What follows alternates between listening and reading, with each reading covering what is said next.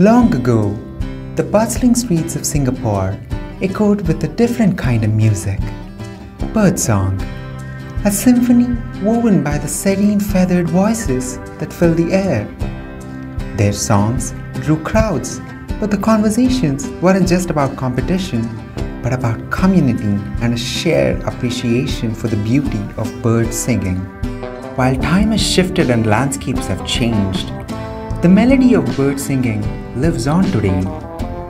Nestled at the foothills of Ang Mo Kio lies the Kebun Bird Singing Club.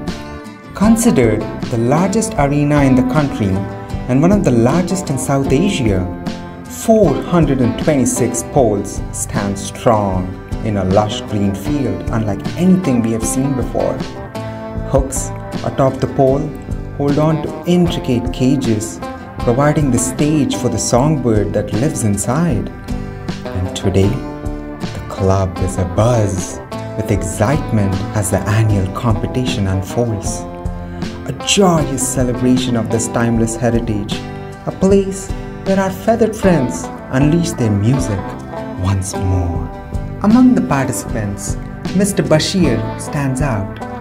At 66 years old, his eyes reflect the passion he shares for this tradition. He got 4 original voices: the front, the woo, and the center, center, second, the third one, then after that he sing, look nicer. Songbird is not so good. Songbird go, no good. You see, you can hear the voice, right?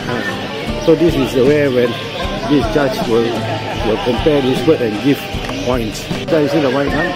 Yes. That is a chief judge. Chief judge means he will listen every one of the birds. Then he will select the beautiful birds. So that's why he come there. He say, hey, which one is the best one?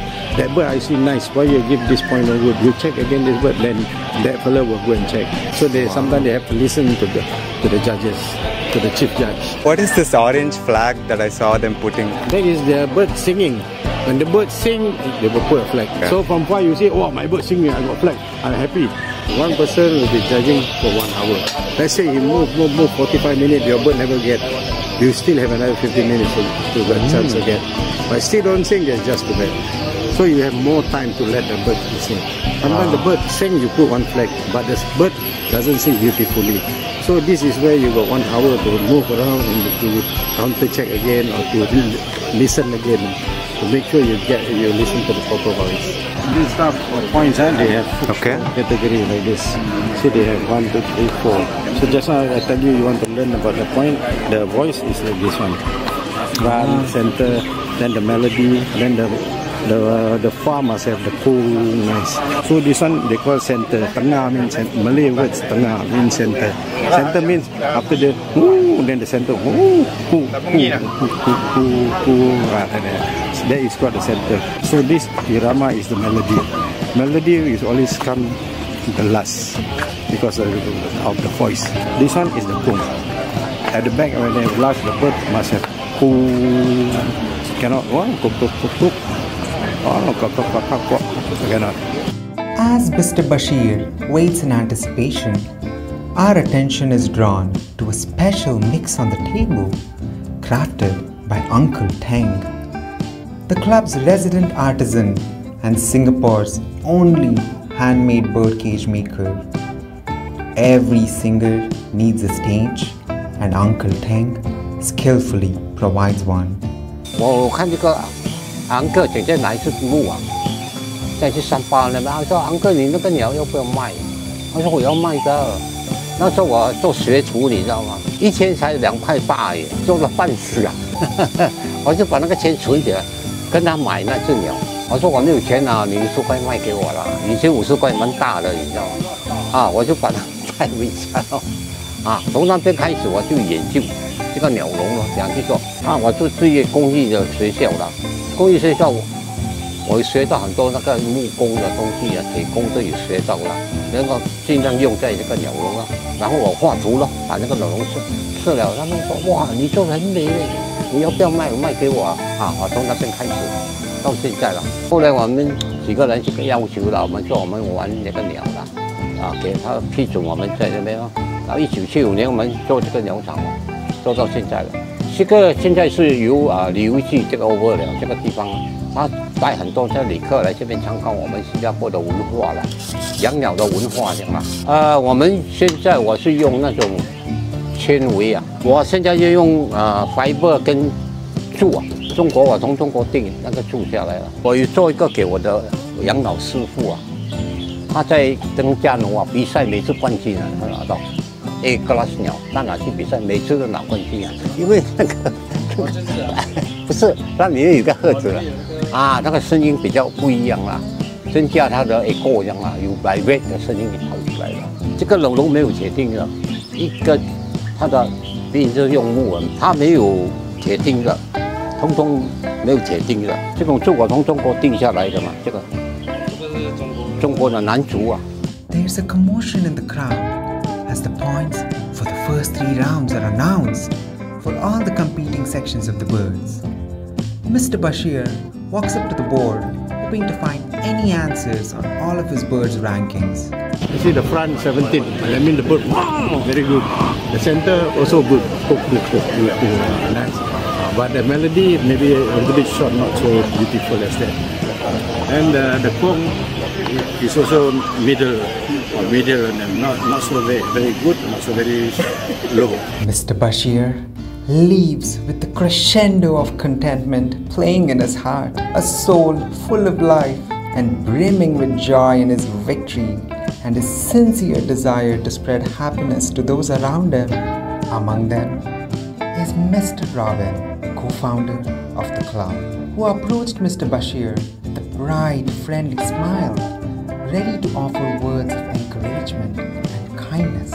I'm a community volunteer, and in the early days, the club was not so well run and there were certain issues. So my member of parliament at that time said, Robin, why don't you help and look into it and see how we can resolve all these matters. So I got a few people together and we brainstormed what we should do to next. And we just decided that we should register the club as a legal entity. And that was done in 2008. So that was how I came to get involved with the club.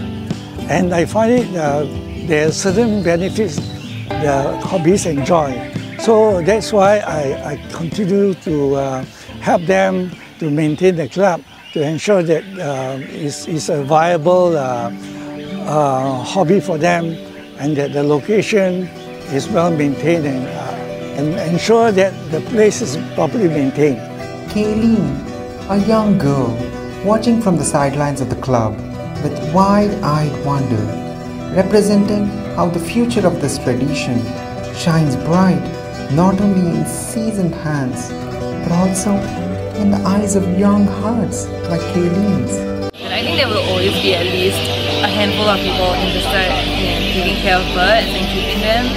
I think what is affecting it is actually like the environmental wokeness, which is very important. And honestly, I came from that perspective as well. Like at one point I thought like, oh, all birds should just be free and out in the open. But I think there is value to like keeping them as companion animals, just like cats and dogs, like any other pet that you would have. Like they should all be treated as well as a family member. Yeah, so I think there is value in keeping bird-singing birds, and I think yeah, people should kind of get into it and learn more and not just judge from the outside. I think it's a really cool and fun hobby. It's definitely unique, and you meet a lot of like cool people who you never would have thought you would meet like through this hobby. And I think honestly that's why a lot of people are still into it. Like the community is the important thing. Yeah, so I think it's like worth keeping alive. The Kebun Bird Singing Club reminds us that even in a bustling country like Singapore, tradition can thrive and the music of nature and human connection can take flight. So next time you hear a bird singing, remember, it might just be a tiny feathered performer waiting to share its song with the world. Just listen closely and you might be surprised by the beauty you found.